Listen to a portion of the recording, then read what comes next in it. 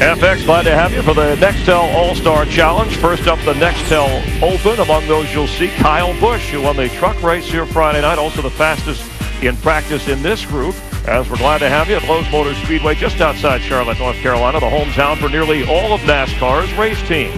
And as we head up to the booth with the voices of NASCAR on Fox and FX, good to have the very first winner of the very first All-Star race, Darrell Waltrip, alongside Larry McReynolds, Mike Joy. Gentlemen, good evening. Make that a great All-Star evening.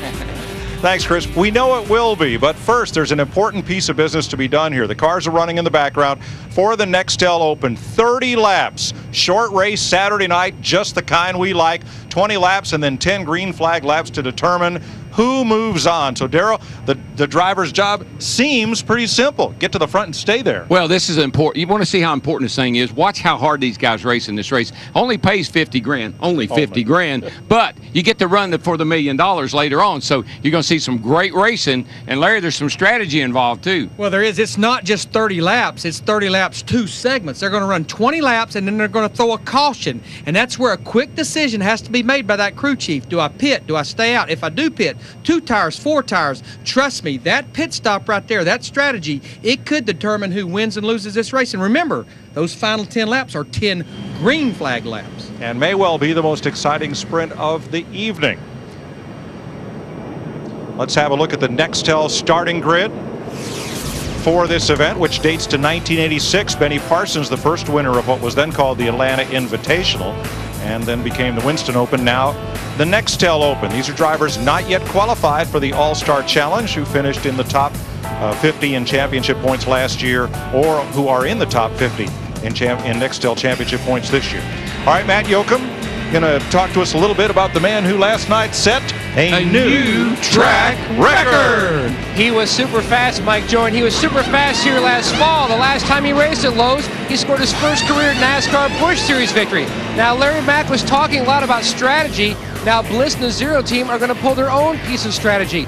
Now, there's a long-standing but rarely used option in NASCAR. NASCAR allows the pole sitter his choice of either the inside or outside of row 1.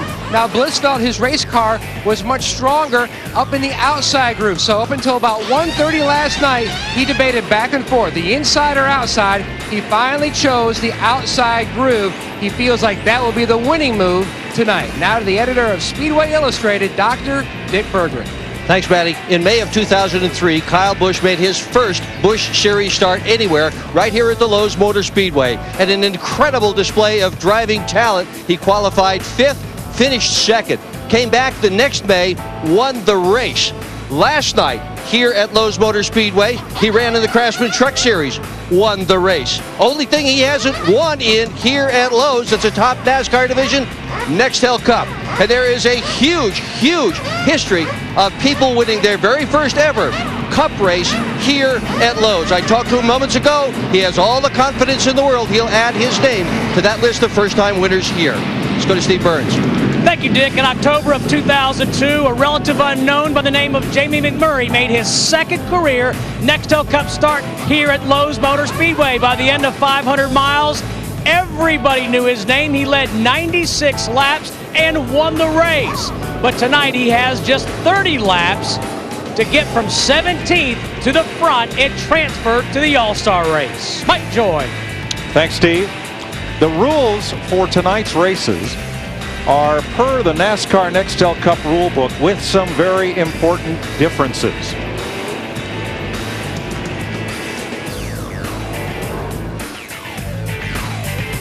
Segment 1, 20 laps, including caution flag laps. Segment 2, green flag laps only. Now, between the segments, that caution flag will allow an optional pit stop, but just like in a normal race, if you pit, you go to the back. Yeah, and I think that 10 laps of green flag racing in that last 10 lap segment could be very critical and crucial as to who's going to win that thing. I definitely think so. Now, a couple of important differences. All restarts tonight will be double file. Not lead lap cars to the inside, but first inside, second place outside, just the way they're lined up now. All restarts, double file, and no free pass tonight. One of the reasons I think is critical that last 10 laps is there's a chance. The tire wear here is not very much. We're not wearing the tires at all, minimal. And I think you could stay out on the tires and maybe take that track position. We'll see. Joining us tonight, the Goodyear Tire and Rubber Company's fleet of airships, reminding you to travel with peace of mind on Goodyear's new Assurance tires.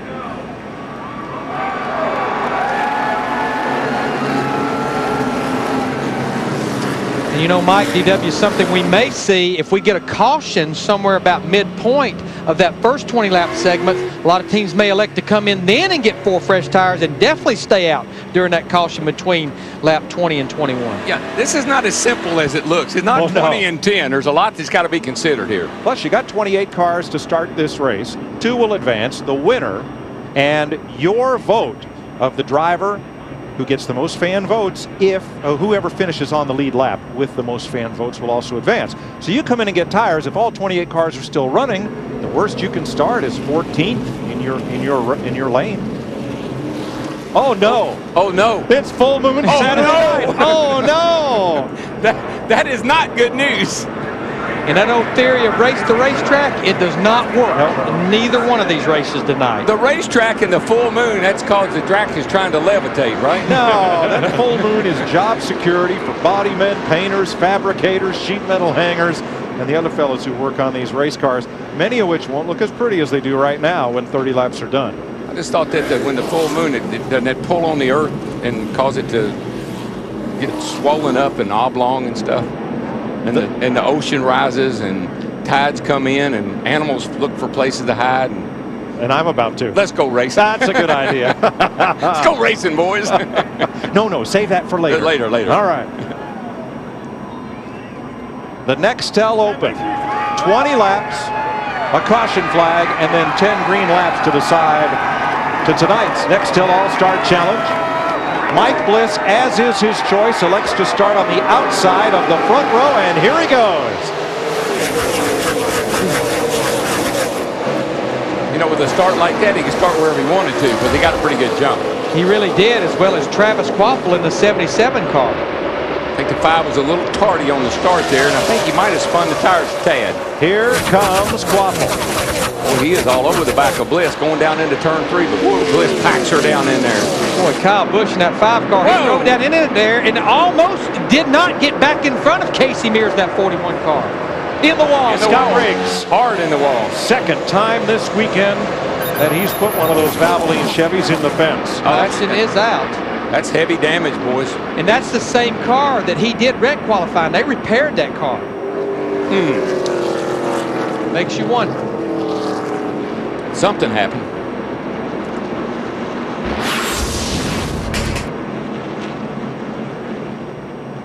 Or just got loose with it. It looked like something broke. Or either he bottomed out or something. Just shot straight right. Something happened right there, dead in the middle of turn 4. I'm with you, Darrell. Looks like something like that car just shot to the wall. Like, you know what it could have been, Larry? It could have grabbed, you know, like you said, might have bottomed out a tire up in the fender where they repaired it, because something just jerked it dead right. From the view of Jason Leffler, who also has been in the fence a couple of times this week. Man, that's it. Yeah, something bad happened right there. That thing just turned dead right. Caution out early for Scott Riggs in the wall here at Lowe's Motor Speedway. The NEXTEL All-Star Challenge brought to you by UPS. We're going to race the truck. People love the truck. UPS, the official delivery company of NASCAR, delivers the chance to win 4 tickets to next year's Daytona 500. Go to foxsports.com, keyword UPS.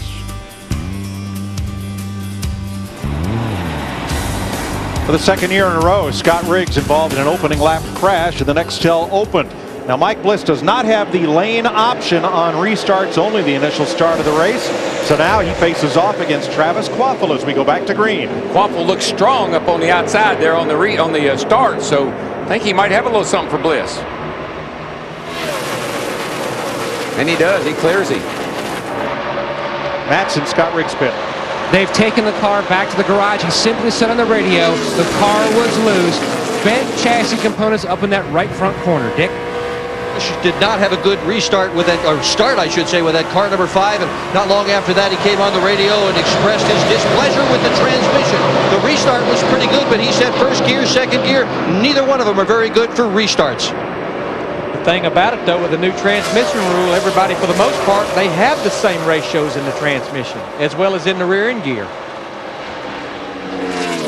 Looking at who's coming and who's trying to shove their way to the front. Ricky Rudd comes to mind. Whoa, 3 wide back in there, guys. I was going to say, and so did Jeff Burton right in the middle of that in that bright orange 31, along with his teammate Dave Blaney in the 07.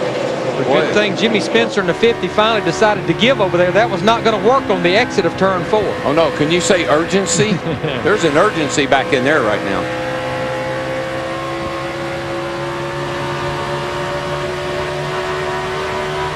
I think one of the reasons, here comes Ricky Rudd up on the outside of Brian Vickers here, but I'm not sure if he can make the pass there. Schrader looks like his old car's not too bad. Got a car in the wall. Morgan Shepherd has hit the wall hard in turn 4. Same place as Riggs, same big damage right front. Wow, that's interesting. And I hate that for Morgan. I talked to him yesterday, and he told me, he said, Larry, if we do not come up with any money, this is probably going to be our final event. Unsponsored with limited help on that car, and that's a car right now that is pretty obvious it needs some help. Second caution of the night in the winner-take-all Nextel Open. You'll see Shepard's green car driving into frame here on this replay. And keep an eye up on the barrier. Wow. That's that safer barrier. That's that give. That's what dissipates that energy when he hits that wall. That's still a concrete wall, but it gives. Yeah, well, it's a steel barrier up against the concrete wall with the foam in between. And that foam is really, I guess, is what absorbs the energy. Well, it's about 30 inches wide. You can see right where the thing just broke loose, straight into the fence. Daryl, I get a feeling that a lot like what we saw last night, this racetrack just is not tightening up as the track cools down like everyone anticipated, the way the surface has been ground now. And the other thing is, Larry, guys are telling me that these tires are pretty hard, and it takes a few laps to get a little heat in them. Maybe that's an issue as well. We may see some cars at the rear of the field possibly pit here because their cars are not right, but we're coming to lap 9 and we only have ran about 4 laps of green flag racing, so I anticipate that the front 8 or 10, 12 will probably not pit. This segment is 20 laps. Caution laps do count, and then they'll run 10 green flag laps to determine the winner of the Nextel Open. Here comes the 5 of Kyle Busch. And I would say he's coming anticipating that this will be his last stop of this entire race. It's with Bobby Hamilton Jr., Jeff Burton in the 31, Sterling Marlin in the 40, Kyle Petty in the 45, Jason Leffler in the 11. Steve. And Jeff Burton, to the attention of his pit crew, Mike, Burton saying that his car is very loose. They'll make a wedge adjustment. They're doing it right now on the 31. Dick. Kyle Busch on pit road. Car way tight. The driver called the pit stops in. He just couldn't drive it. Didn't think he could win with the car that way. They fired 4 tires on it, made an air pressure adjustment. 4 tires for all the cars that choose to make pit stops on this lap number 10.